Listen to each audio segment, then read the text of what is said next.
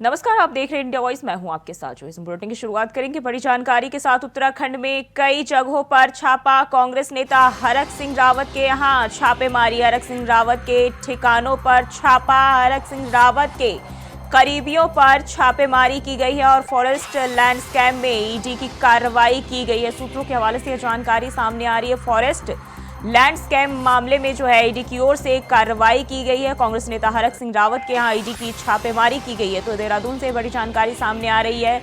हरक सिंह रावत के ठिकानों पर छापेमारी के साथ साथ हरक सिंह के करीबियों पर भी छापेमारी की गई है। तो कांग्रेस नेता हरक सिंह रावत के यहाँ ईडी की छापेमारी जो है की जा रही है और उत्तराखंड में कई जगहों पर ईडी की छापेमारी की जा रही है। सूत्रों के हवाले से ये जानकारी सामने आ रही है। फॉरेस्ट लैंड स्कैम में ईडी की कार्रवाई जारी है।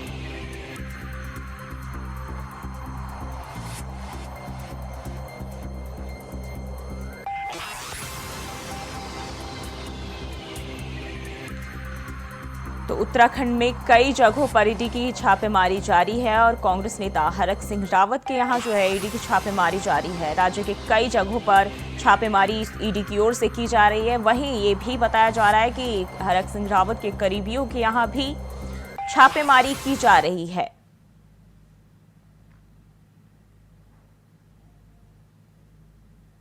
तो कांग्रेस नेता हरक सिंह रावत के यहां ईडी की छापेमारी की जा रही है। और इसी खबर पर ज्यादा जानकारी के साथ अभय कैंतुरा हमारे साथ जुड़ गए हैं। अभय, उत्तराखंड के कई जगहों पर जो है हरक सिंह रावत के साथ साथ उनके करीबियों पर भी जो है छापेमारी की जा रही है।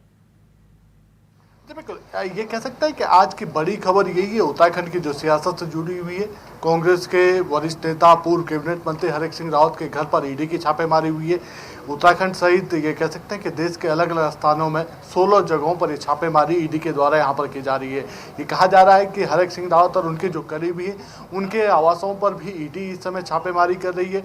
जो डिफेंस कॉलोनी में हरक सिंह रावत का जो आवास है पूर्व कैबिनेट मंत्री का, वहाँ पर ईडी की टीम पहुंची हुई है। सुबह से ही ईडी की टीम घर के अंदर है और दस्तावेजों को खंगालने का काम वहाँ पर कर रही है। जो घर के सदस्य हैं उनसे बातचीत वहाँ पर कर रही है, लेकिन अभी स्पष्ट नहीं हो पाया है कि पूर्व कैबिनेट मंत्री इस समय कहाँ पर है, क्योंकि ना तो अंदर से घर के अंदर से कोई सदस्य कोई जानकारी बाहर दे पा रहा है, ना ही बाहर से किसी व्यक्ति को अंदर जाने की इस समय कोई अनुमति वहाँ पर मिल पाई है। तो ऐसे में समझा जा सकता है कि सीधे तौर पर अब ये कह सकते हैं कि जो पूर्व कैबिनेट मंत्री हरक सिंह रावत हैं उनकी जो मुश्किल है और बढ़ने वाली और बढ़ती हुई यहाँ पर दिख रही है, क्योंकि मामला ये कह सकते हैं कि पिछले लंबे समय से यहाँ पर विचाराधीन चल रहा था। विजिलेंस की तरफ से भी उसमें यहाँ पर कार्रवाई की गई थी और अब इसमें ये कहा जा सकता है कि जिस प्रकार से ईडी ने ये छापेमारी शुरू करी है तो फिर पूर्व कैबिनेट मंत्री हरक सिंह रावत की यहाँ पर जो मुश्किल होंगी और बढ़ी हुई नजर आएंगी। जी, और कांग्रेस हरक सिंह के अलावा और कितने लोगों के नाम इसमें शामिल है?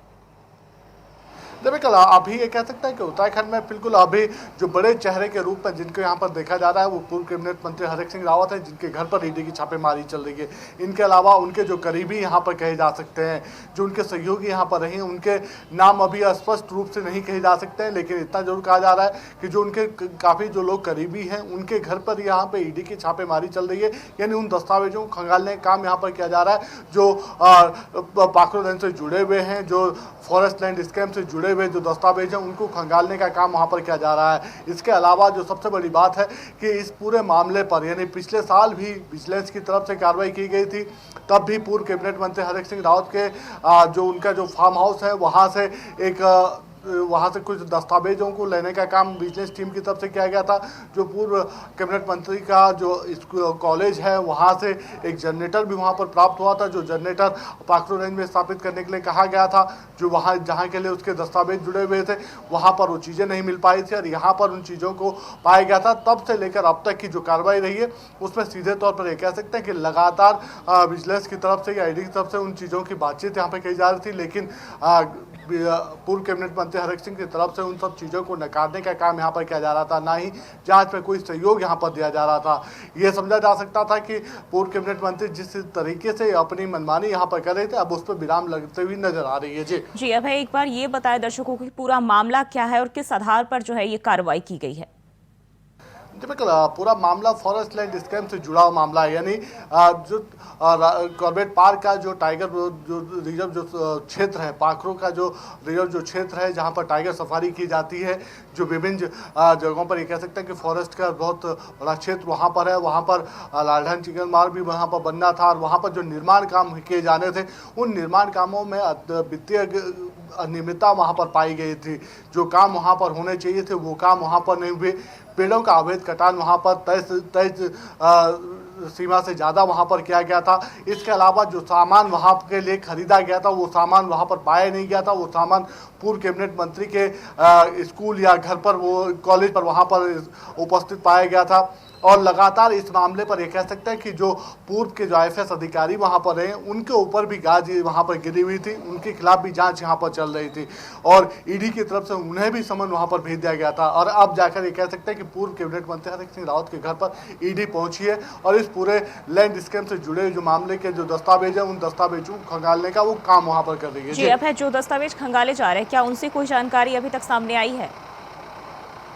बिल्कुल अभी स्पष्ट रूप से नहीं कहा जा सकता, लेकिन इतना जरूर कह सकते हैं कि आवास पे जो चीज़ें उपलब्ध हैं, चाहे वो मोबाइल हो या लैपटॉप्स हो या फिर दूसरे जो कंप्यूटर्स हो, उनको उन दस्तावेजों को इस समय ईडी अपने पास वहाँ पर जमा करने का काम वहाँ पर कर रही है। उन सब चीज़ों को हार्ड डिस्क को वहाँ पर लेने का काम वहाँ पर कर रही है। इसके अलावा जो घर के जो सदस्य हैं या फिर जो दूसरे परिचालक हैं या जो नौकर्स हैं उनसे भी बातचीत वहाँ पर की जा रही है। उनसे भी उन चीज़ों के जो सूत्र हैं उन सूत्रों को खंगालने का काम वहाँ पर किया जा रहा है। उनसे बातचीत की जा रही है कि क्या कुछ पूरे मामले पर उनकी तरफ से अभी तक काम यहाँ पर किया गया है या क्या कुछ उन्हें जानकारी प्राप्त है।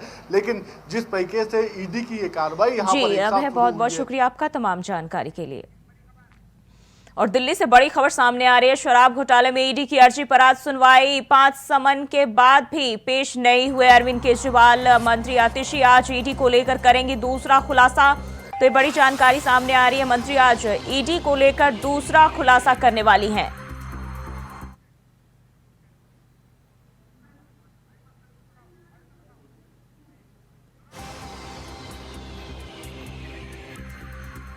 और मंत्री आतिशी प्रेस कॉन्फ्रेंस कर रही है, क्या कुछ करे, चलिए आपको सुनाते हैं।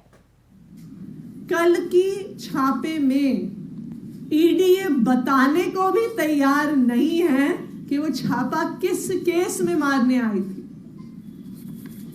मुख्यमंत्री के प्राइवेट सेक्रेटरी के घर में 16 घंटे छापा चला। उस 16 घंटे क्या हुआ? उस 16 घंटे में ईडी के अफसर विभा जी के ड्राइंग रूम में बैठे रहे। पूरी दुनिया में, पूरी मीडिया में तमाशा चलता रहा कि रेड चल रही है, रेड चल रही है, रेड चल रही है, लेकिन ना कोई कागज देखे, ना कोई सर्च एंड सीजर किया, ना कोई पूछताछ करी। और 16 घंटे के बाद ये पंचनामा क्या दिखाता है? क्या ईडी वाले कुछ पैसा लेके गए? क्या ईडी वाले कुछ सोने के बिस्कुट लेके गए? क्या ईडी वाले प्रॉपर्टी के कागजात लेके गए? नहीं। 16 घंटे के छापे के बाद ईडी ने सबसे पहले क्या लिया? सीएम के PS के 2 जीमेल के अकाउंट्स का डाउनलोड लिया। ये था ईडी का छापा। उसके बाद उन्होंने क्या लिया? उन्होंने सीएम के PS और उनके परिवार के 3 फोन लिए। ये था 16 घंटे का छापा। तो कल जो मुख्यमंत्री के PS के घर पे छापे पड़े, जो आम आदमी पार्टी के राज्यसभा सांसद और ट्रेजरर ND गुप्ता जी के घर पे छापे पड़े, ये क्या दिखा रहे हैं? ये दिखा रहे हैं कि अब ईडी ने अब कोई दिखावा भी नहीं रखा, अब कोई दिखावा भी नहीं रखा कि वो किसी केस में इन्वेस्टिगेशन करने आए। उन्होंने ये दिखावा भी नहीं रखा कि वो कुछ सर्च कर रहे हैं। उन्होंने कोई दिखावा भी नहीं रखा कि वो कोई कागज लेके जा रहे हैं। तो अब ईडी ने सारे दिखावे खुद खत्म कर दिए हैं और ईडी ने अपना असली रूप सामने रख दिया है। कि जो छापे पड़ रहे हैं, जो समन्स आ रहे हैं, वो सिर्फ और सिर्फ एक ही मकसद से हैं कि वो दिल्ली के मुख्यमंत्री अरविंद केजरीवाल पे हमला करना चाहते हैं, दिल्ली के मुख्यमंत्री अरविंद केजरीवाल जी को कुचलना चाहते हैं। भारतीय जनता पार्टी को पता है, प्रधानमंत्री नरेंद्र मोदी जी को पता है कि अगर कोई एक नेता है जो उन्हें चैलेंज कर सकता, कोई एक नेता है जो लगातार उनके खिलाफ आवाज उठाता है, अगर कोई एक नेता है जो उनकी धमकियों से, जेल भेजने से, छापों से, समन से डरता नहीं है, वो नेता दिल्ली का मुख्यमंत्री अरविंद केजरीवाल है। ये भारतीय जनता पार्टी को पता है। तो इसलिए अब खुलेआम सारे नकाब उतार के, सारे दिखावे खत्म करके अब ईडी को सिर्फ एक काम पे लगा दिया गया है कि अरविंद केजरीवाल जी के आसपास के सारे नेताओं को, सारे काम करने वालों को जेल में डाल दो। पहले यह तय होता है कि किसको जेल में डालना है, उसके बाद डिसाइड होता है कि किस केस के तहत डालना है। और अगर कल का पंचनामा देखें तो अब तो किसी केस, किसी इन्वेस्टिगेशन का दिखावा भी केंद्र सरकार की ईडी ने खत्म कर दिया है। तो ये बिल्कुल साफ है कि ये कोई इन्वेस्टिगेशन नहीं है, ये सिर्फ और सिर्फ दिल्ली के मुख्यमंत्री अरविंद केजरीवाल जी को कुचलने की एक साजिश है। Thank you. आदिशी, क्या इस मामले में दिल्ली जल बोर्ड की जो बात कही जा रही थी, उसका कोई जिक्र हुआ कि दिल्ली जल बोर्ड से संबंधित किसी मामले में हम रेड करने के लिए आए हैं, ऐसा कुछ इस कागज में लिखा हुआ है क्या? कुछ भी नहीं लिखा इस कागज में। इस कागज में पहले पन्ने पे लिखा है कि 2 जीमेल के अकाउंट का डाउनलोड कर रहे हैं, और फिर उसके बाद लिखा है कि हम आपके 3 फोन लेके जा रहे हैं। ना किसी केस का जिक्र, ना किसी ECIR का जिक्र, ना किस तहत वो विभव कुमार जी जो CM के PS हैं उनके घर आए हैं उसका जिक्र, क्या इन्वेस्टिगेट करने आए हैं उसका जिक्र, ना कोई सर्च, ना कोई पूछताछ, ना किसी कागज को देखना। बस 16 घंटे बैठ के गए। क्यों? क्योंकि पूरी मीडिया में माहौल बनाना था कि मुख्यमंत्री के PS के घर पे 16 घंटे रेड चल रही है और मुख्यमंत्री अरविंद केजरीवाल जी को इस बहाने बदनाम करना था। कल अरविंद केजरीवाल जी के जो समन भेजा गया था ईडी के द्वारा, उसकी सुनवाई है, क्या उम्मीद है आप लोगों को? और ये माना जा रहा है कि अब इस मामले को आप किस नजरिए से देख रहे हैं? देखिए, नजरिया स्पष्ट है। भारतीय जनता पार्टी शासित केंद्र सरकार और प्रधानमंत्री नरेंद्र मोदी जी अरविंद केजरीवाल को खत्म करना चाहते हैं, अरविंद केजरीवाल को कुचलना चाहते हैं। और अब उन्होंने कल की छापों के बाद तो हर नकाब भी उतार दिया है। उन्होंने दिखावा भी खत्म कर दिया है कि किसी केस के तहत हो रहा है, किसी लिकर पॉलिसी के स्कैम के तहत हो रहा है, कोई घोटाला हो गया। अब तो बिना किसी केस के छापे मारे जा रहे हैं, बिना किसी ECIR के छापे मारे जा रहे हैं, बिना किसी सर्च के 16 घंटे छापे पड़ रहे हैं, जिसमें 16 घंटे बाद मात्र 2 ईमेल्स को डाउनलोड किया जाता है और 3 फोन लेके वो चले जाते हैं। क्या ये है देश की प्रीमियर इन्वेस्टिगेटिंग एजेंसी? क्या ये है देश की वो एजेंसी जिसका काम है टेररिज्म के लिए मनी लॉन्ड्रिंग को रोकना, नारकोटिक्स ट्रेडिंग के लिए मनी लॉन्ड्रिंग को रोकना?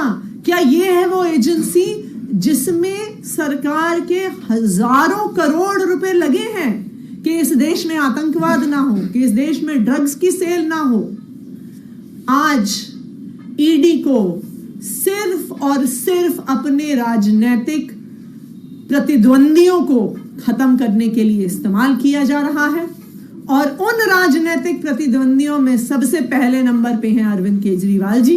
इसलिए उनको, उनके पार्टी के सारे, उनके करीबियों को और आम आदमी पार्टी के सारे नेताओं पर एक के बाद एक कोई केस, कोई समन, कोई धमकी बार बार दी जा रही है। मैम, आपने जो ऑडियो डिलीट करने वाला आरोप लगाया था, उसमें ईडी सोर्सेज ये कह रहे हैं कि डिलीट नहीं किया है, बल्कि उनके पास सिस्टम ही ऑडियो रिकॉर्ड करने का अक्टूबर 2023 के बाद आया है। तो आपका ये दावा गलत है कि ऑडियो डिलीट कर दिया है?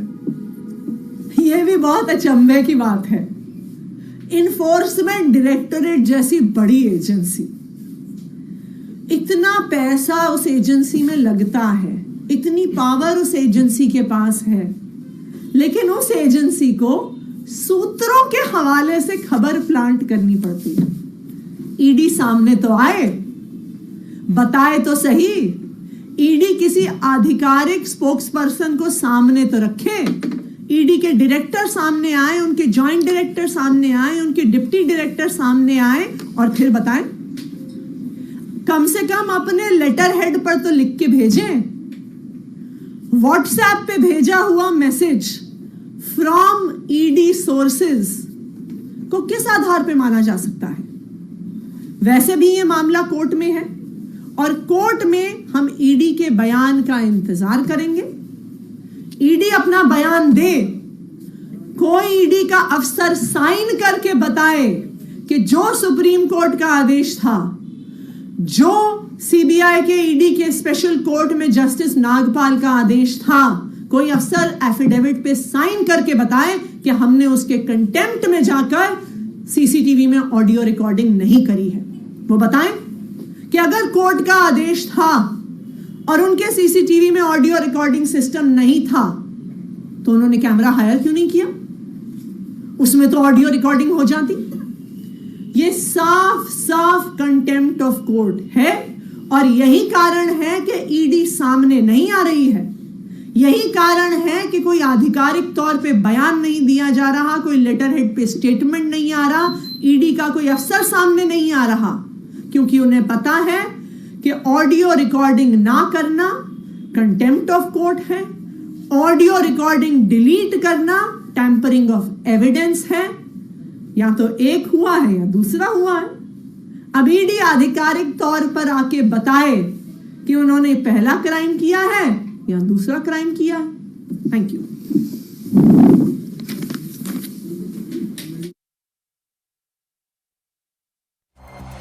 मंत्री आतिशी ने जो है ईडी पर जमकर निशाना साधा है और उन्होंने एक बार फिर से ईडी को लेकर खुलासा किया है। उन्होंने कहा 16 घंटे तक ईडी छापेमारी करती रही, लेकिन अंजाम क्या हुआ, कुछ भी नहीं मिला है। तो ये बड़ी जानकारी दिल्ली से सामने आ रही है। ईडी को लेकर मंत्री आतिशी ने प्रेस कॉन्फ्रेंस कर एक बार फिर से हमला बोला है और उन्होंने बताया है कि ईडी ने सारे दिखावे खत्म कर दिए और केजरीवाल के खिलाफ जो है ये छापेमारी की गई है और आतिशी की ओर से ये बयान सामने आए हैं। तो दिल्ली से बड़ी जानकारी सामने आ रही, ईडी ने कोई तलाशी नहीं ली, ना ही पूछताछ की। तो ईडी की छापेमारी को लेकर जो है आतिशी का ये बयान सामने आया है, जहां उन्होंने कहा कल ईडी ने 16 घंटे तक छापेमारी की लेकिन कुछ भी नहीं मिला। और दिल्ली की मंत्री आतिशी का ईडी को लेकर दूसरा खुलासा सामने आया है, जिसमें उन्होंने कहा कि 16 घंटे तक ईडी ने छापेमारी की। कल 16 घंटे की छापेमारी ईडी की ओर से की गई और इसमें कुछ भी नहीं मिला। सीएम के निजी सचिव के घर 16 घंटे की छापेमारी ईडी की ओर से की गई, लेकिन 3 मोबाइल फोन जो है इस दौरान केवल ईडी ने हासिल किए हैं वहां से और इस दौरान कोई भी इसको लेकर ईडी की ओर से बयान नहीं आया। किस आधार पे ये छापेमारी की गई, किसी चीज को लेकर ईडी की ओर से खुलासा नहीं किया गया है। तो ईडी ने सारे दिखावे खत्म कर दिए हैं और केजरीवाल के खिलाफ ही यह छापेमारी, तो ऐसा जो है आतिशी का कहना है और उन्होंने ईडी पर फिर से हमला बोला है। तो ईडी ने कोई तलाशी नहीं ली और ना ही पूछताछ की है। ईडी की छापेमारी को लेकर मंत्री आतिशी का बड़ा खुलासा सामने आया है और उन्होंने कहा है कि 16 घंटे की छापेमारी में ईडी के हाथ कुछ भी नहीं लगी है।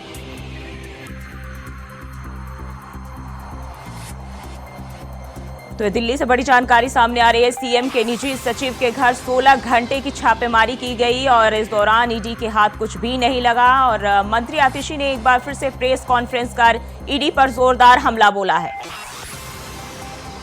उन्होंने कहा है कि ईडी ने अब सारे दिखावे खत्म कर दिए हैं। ये महज केजरीवाल के खिलाफ जो है ईडी की ओर से कार्रवाई की गई और उन्हीं के खिलाफ छापेमारी की गई है।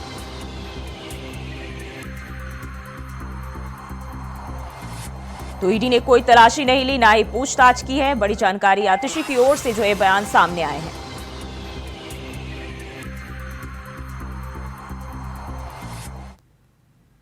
पहली बार होगा कि छापा पड़ गया, 16 घंटे चल गया, लेकिन लिखित में ये कहीं नहीं दिया कि किस केस पर छापा मारने आए हैं, किस केस पर इन्वेस्टिगेशन चल रहा है, किस केस के तहत छापा मारने आए हैं।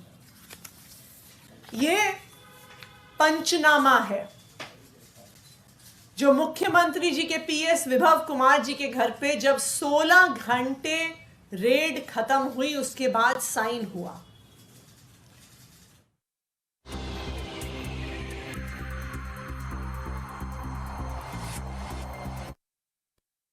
साथ जुड़ गए हैं सादिक।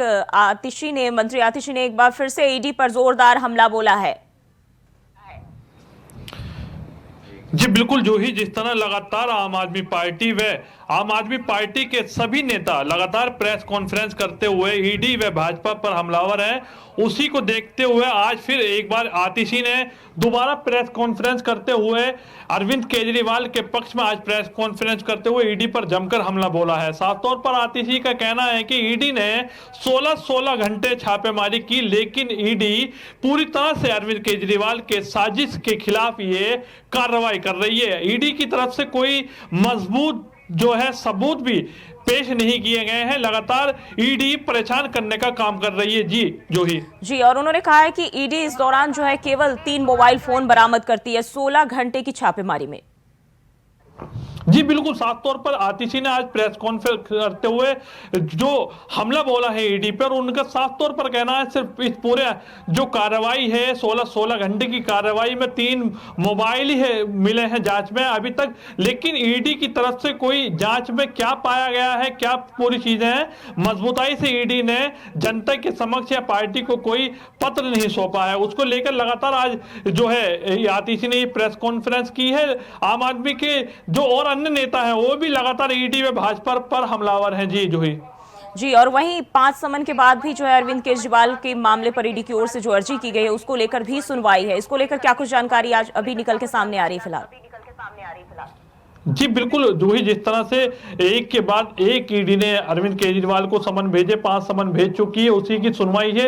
अब देखना यह होगा कि क्या अरविंद केजरीवाल ईडी के समक्ष पेश हो पाएंगे या फिर अरविंद केजरीवाल छठे समन का इंतजार कर रहे हैं। जी जूही जी, जैसा कि कल भी मंत्री ने आतिशी ने जो है प्रेस कॉन्फ्रेंस की थी और आज एक बार फिर से उन्होंने ईडी पर हमला बोला है, और जिसके बाद जो है कल हमने देखा था कि ये भी जानकारी मिली थी ईडी जो है इनके खिलाफ भी कार्रवाई कर सकती है। जी बिल्कुल, जिस तरह से जो ही ईडी ने जो एक पूरी कार्रवाई ईडी की द्वारा की जा रही है, जिस पे भारतीय जनता पार्टी के नेताओं ने जो ईडी को लेकर जो सवाल उठाए थे आतिशी ने प्रेस कॉन्फ्रेंस में कि भारतीय जनता पार्टी के नेता 25-25 करोड़ रुपए का लालच देकर उनके विधायकों को खरीदने की बात कर रही हैं, तो उसी के बाद आतिशी ने एक प्रेस कॉन्फ्रेंस करी थी जिसका भारतीय जनता पार्टी के नेताओं के द्वारा विरोध किया गया था। उसी को लेकर दिल्ली क्राइम ब्रांच की टीम दिल्ली के मुख्यमंत्री अरविंद केजरीवाल के आवास पर पहुंचती है और पूछताछ के लिए उन्हें नोटिस थमाती है, लेकिन नोटिस को अरविंद केजरीवाल की ओर से रिसीव नहीं किया गया था। 5.5 घंटे वो क्राइम ब्रांच की कार्रवाई चली थी। अब माना यह जा रहा है कि उसी मामले को देखते हुए क्राइम ब्रांच की टीम जल्द ही आतिशी को भी नोटिस देगी। जी बहुत बहुत शुक्रिया आपका तमाम जानकारी के लिए। और फिलहाल के लिए बुलेटिन बस इतना ही। खबरों के लिए बने रहे इंडिया वॉइस के साथ।